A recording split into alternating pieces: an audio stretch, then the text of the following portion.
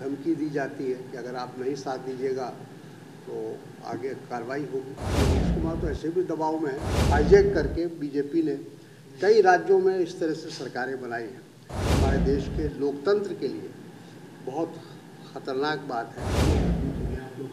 आपके लिए प्रत्याशी हुआ ठीक से कैंपेनिंग नहीं कर पा रहे, क्या लगता है क्यों पीछे रहा है?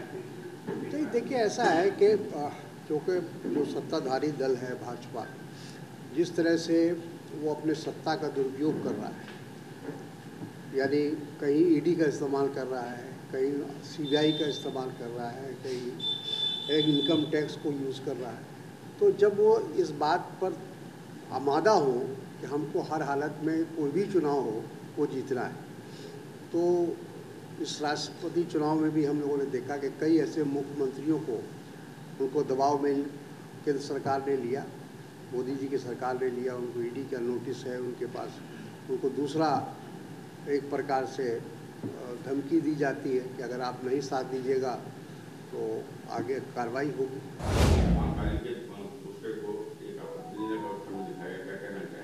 ठीक है, वो तो कानूनी कार्रवाई है अपना, उस पर अगर जिसको भी जाना है कोर्ट में जाए, अपनी बात कहे, और जो सरकार अगर उसको समझती है कि वो किसी की आस्था के विपरीत है तो वह उसके खिलाफ कार्रवाई करे। सरकार के पास सारा कानून है, सारी व्यवस्था है। देखिए, सब लोग जानते हैं कि एक अस्थाई सरकार को गिराकर और एक जिसको कहते हैं कि पिछले दरवाजे से एक नई सरकार बनाई गई है, और ये भारतीय जनता पार्टी का कोई पहला कारनामा ऐसा तो है नहीं।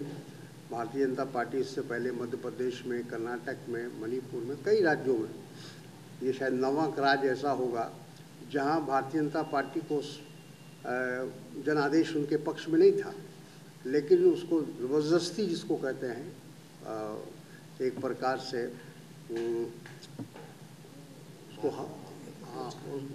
उसको हथियाया गया, एक तरह से उसको ज़बरदस्ती हाईजैक जिसको अंग्रेज़ी में कहते हैं कि हाईजैक कर ले गए। पब्लिक जन आदेश को हाईजैक करके बीजेपी ने कई राज्यों में इस तरह से सरकारें बनाई हैं, और इसका कारण ये है कि बीजेपी का एक ही उद्देश्य है कि हमें सरकार में रहना है, सत्ता में रहना है, बाई हुक बाई क्रोक, जैसे भी हो हमको सत्ता में रहना है। तो जब किसी पार्टी का, किसी राजनीतिक दल का अगर ये उद्देश्य हो जाए कि हम विपक्ष में नहीं रहेंगे, हम सिर्फ सरकार में रहेंगे, तो ये हालत होगी। और ये एक तरह से हमारे देश के लोकतंत्र के लिए बहुत ख़तरनाक बात है, क्योंकि लोकतंत्र का मतलब होता है कि चाहे सत्ता पक्ष हो या विपक्ष हो, सभी को अवसर मिले, मौका मिले काम करने का।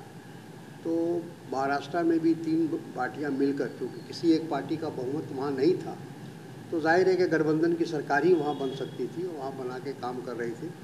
लेकिन जैसा बीजेपी हमेशा करती रही, और राज्यों में लोगों को हर तरह से खरीदो फरोख्त हुआ, लोगों का उनको लालच दी गई, उनको प्रलोभना दिया गया, और जिसकी वजह से लोग टूटे।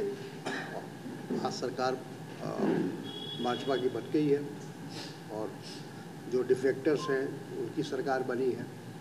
तो कहने का मतलब मेरे ये है कि ये अच्छे और